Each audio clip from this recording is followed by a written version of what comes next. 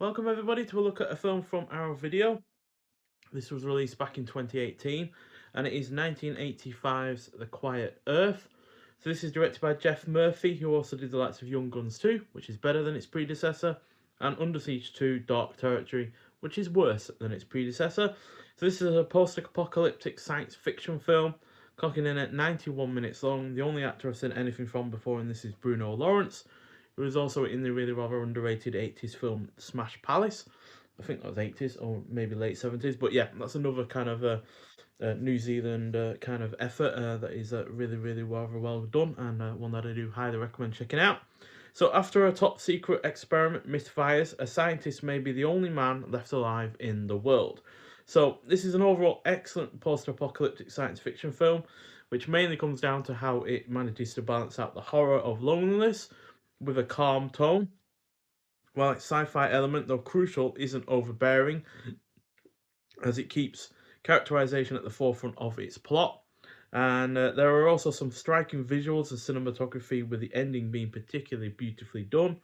The score is incredible, and it's a great shame that the score isn't more widely available. It was on some major streaming services for quite a few years, but then for whatever reason it just disappeared, and that's a great shame because it is a fantastic score, easily one of my favourites from the 80s. The cast is also good, it is well paced, has a couple of well executed action scenes which certainly have more production value to them than you might expect for a film that only cost about $3 million, and it is thoroughly engrossing throughout. So yeah, this is an excellent film overall, 4.5 out of 5 from me. And yeah, one that I feel like gets a little bit underseen in comparison to a lot of other post-apocalyptic films that usually only have one or a few characters in it. You know, you think of The Last Man on Earth with Vincent Price, or The World, the Devil and the Flesh with Harry Belafonte, or The Omega Man with Charlton Heston, or I Am Legend with Will Smith. It's those kind of films that seemingly, get the big, attention, whereas something like this does seem to go a little bit under the radar, unfortunately, which is a bit of a shame. Now, given this did come out in 2018, I really would like this to get one of our videos 4K releases, because they've done that with many of their older Blu-ray releases in the past, like with American Werewolf in London and RoboCop and such. So, yeah, I do feel like this more than deserves another version from them, but in 4K with you know, extras to go with it, with a CD soundtrack in particular being something that I'd really like. So then I can finally listen to the score properly. We do have reversible sleeve artwork with this as well, which I don't think fully represents the film in the right kind of light, to be honest. So yeah, much prefer the original poster, which not only looks amazing, but also has part of the actual film in it, whereas this hand rising out of the ground makes it look like a kind of zombie film, which it really is not. And yeah, on the disc itself, it has a high definition Blu-ray 1080p presentation. Looks good, but there's definitely room for improvement there. We have lossless 5.1 surround and 2.0 stereo audio options, optional English subtitles for the deaf and hard of hearing. Then there's an audio commentary on here by critic Travis Crawford, a video essay on the film by critic Brian Reisman. There's an interview with critic Kim Newman on the post-apocalyptic movies of the 1980s. Obviously, there were, many other ones outside of the ones that I've talked about, like Fred's or Day of the Dead, which is another one that I really wish would get a proper physical release. And then you got the original theatrical trailer and the new artwork commissioned by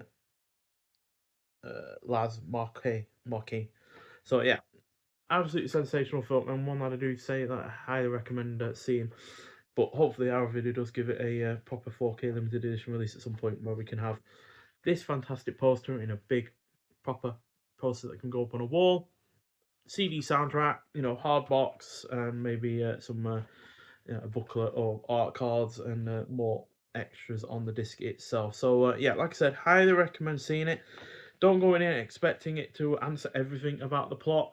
Some people might well be confused by the ending and such, but the filmmakers themselves said it felt like it was fairly obvious how the film was ending, and I agree with them, to be honest. It's not something that confused me at all at the ending, although some people might well be a little bit flummoxed by it. But I like the fact that it doesn't try and go out and there and answer everything that has gone on. It does answer certain elements, and there is some science aspects to this as well, talking about how neutrons or whatever they are changing in a manner that has never happened before.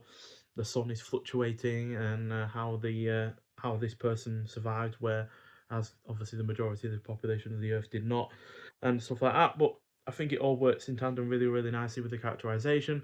And then on top of that, you got the score, the fantastic visuals, and the decent action scenes in there as well. So yeah, it all works really, really well together. And like I said, I feel like it's highly underrated. It's a shame that the director didn't go on to do more great stuff like this. Young Guns 2, like I said, is better than its original, but it's still not a great western by any means. And Under Siege 2, outside of that train crash at the end, is still a pretty underwhelming Steven Seagal film. So yeah, but nonetheless, thank you for watching. If you have seen The Quiet Earth before, I'd hear your thoughts on it, and I'll see you with the next one.